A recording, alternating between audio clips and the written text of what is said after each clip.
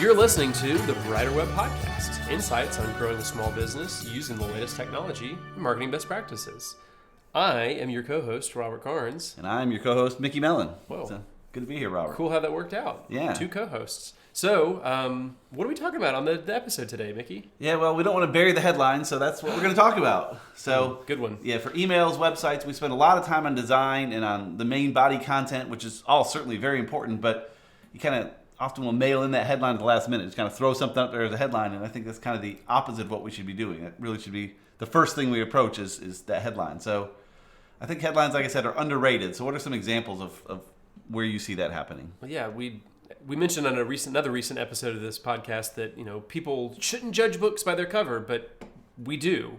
We very much do. And the headline is the cover for your content, so to speak, right? It's the first thing that people see, and it's often the thing that they use to judge, should I keep reading this article? Should I listen to this podcast episode? And, maybe we shouldn't be that judgmental. Maybe we shouldn't rush to judgment that quickly. We shouldn't just read the headlines of the news and make judgments based on that. But we do. There's so much content out there. There's so many different things that we can consume.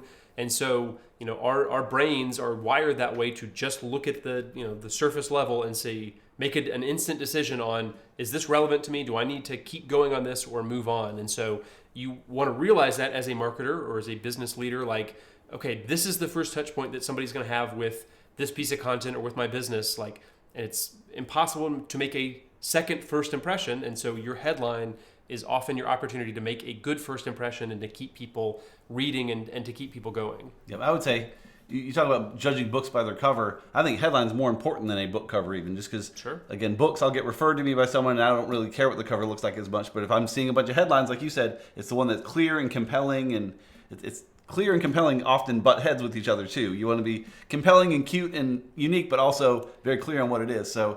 But let's back up a little bit more, I think. So what do you mean by headlines? Where might I see these headlines? What situations? Right. So, we often think about news headlines, the actual, the big text that we see on the top of the newspaper or whatever. But and that applies, but when it comes to marketing and business, we're not writing those type of headlines. We're writing the title of a blog post or the subject line of an email or the episode title of a podcast or the title of a video, the tagline that we have in an ad.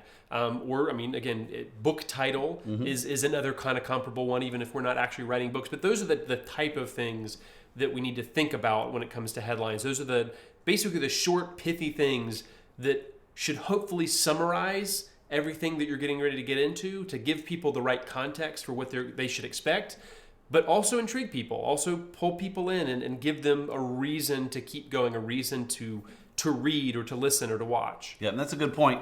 When you think headlines, digital marketing, you think, okay, what is the headline on my homepage? That's the headline. Sure. It is a headline, but every blog post has a very important headline in every page. And yeah, it's a good point that it's not just the main headline on your site, which is certainly important, but every piece of content has its own that should be thought through. So what does thinking through that look like? What should I be doing to make sure I write a quality headline? Yeah, so, as we kind of alluded to before, is not just writing these things by default. We do spend a lot of time thinking about the content of the video, the content of the blog post, and then the headline often comes later. We just kind of, okay, well, cool, we'll slap this on here and we'll package it up and go. But that packaging really matters. Yep. So fight that urge to write a headline by default and just kind of write the first thing that comes to your mind. Actually come up with several different options, right?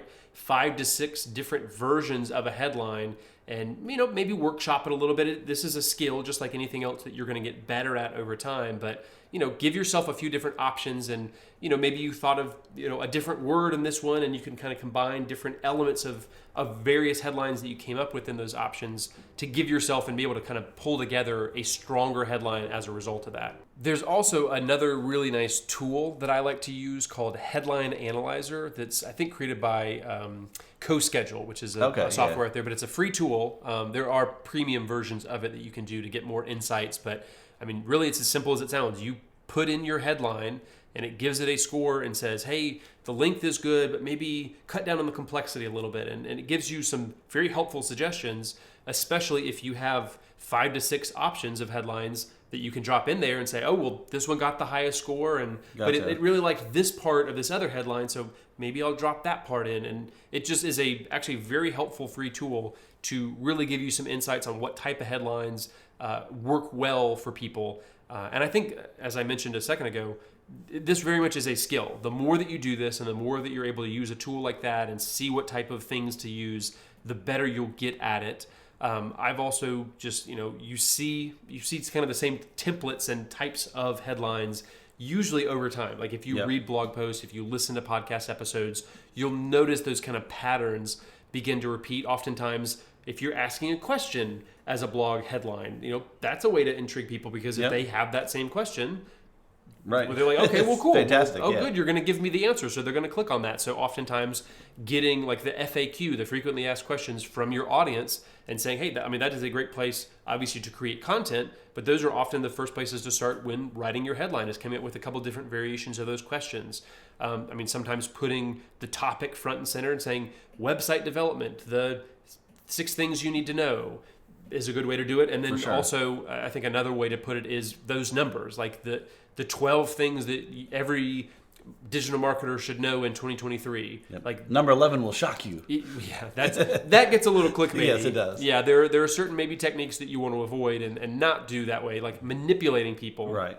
But genuinely making a promise that you can keep. And again, lists are just gold for this kind of stuff, because people want to see, 4 things. Yeah, I can come up with 4 things, or I can ingest 4 things, right? That doesn't feel overwhelming. If you've got a list of 30 things, that may feel a little too much for somebody to get into, but just knowing what to expect from your article or your episode. Yep. And like you said, manipulation is not a good way to go, because even if it works, you want people to take the next step with you. After they read the content, you want to subscribe to your newsletter or follow your podcast or whatever. And if you've tricked them to get there, you're going to get another view on your article, but that's it. They're not going to trust you to take the next step. And so same with SEO. If you load your post with keywords, it might rank well on Google, but when a human reads it, they're going to say, what is this garbage, and leave. So it's always running for the human first. And manipulation's a bad way to start a relationship. For sure. And it's becoming a lot harder to manipulate people, because we all see clickbait headlines all the time, and some of us fall for it, some of us click on it, but then you're right. Like we get burned by it. So we're like, okay, well, I'm not going to,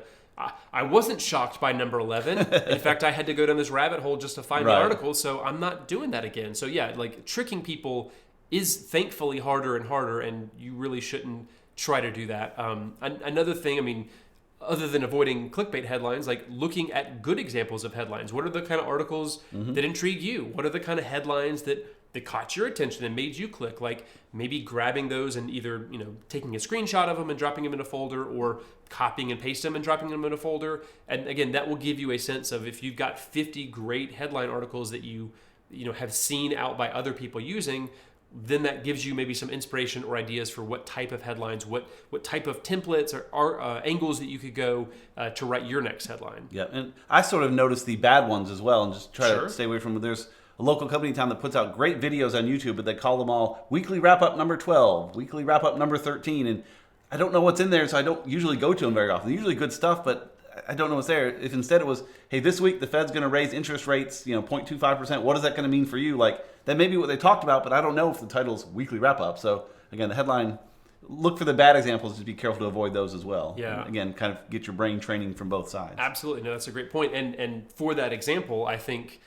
brings up kind of the final point that we can make about this, is that confusion kills anything that you want to, like, it's going to make people avoid you at all possible. So clarity is really the most important thing you can do. It's much better to be very clear, even more than brief. You want to be able to be brief in your headline and make sure that it fits, but making sure to provide the right context and the right keywords and all the things that are going to actually help people understand what to expect. So clarity, I think, is the most important thing that you're shooting for with any headline. For sure. And I see almost the opposite, where the weekly wrap-up, I think, is just lazy. But there's people that then go too far and get super cute and creative, and you don't know what's going on. In Blake Howard's book, Radically Relevant, we both read, he had one line in there I love. He said, it's a mistake to sacrifice clarity on the altar of distinction. So people will try so hard to be distinct that they lose the clarity and you lose. So better just to be a little more boring and simple and clear than try to be super creative and people have no idea what you're talking about because they'll just go to the next article. Sure. So. Yeah, very true. Well said.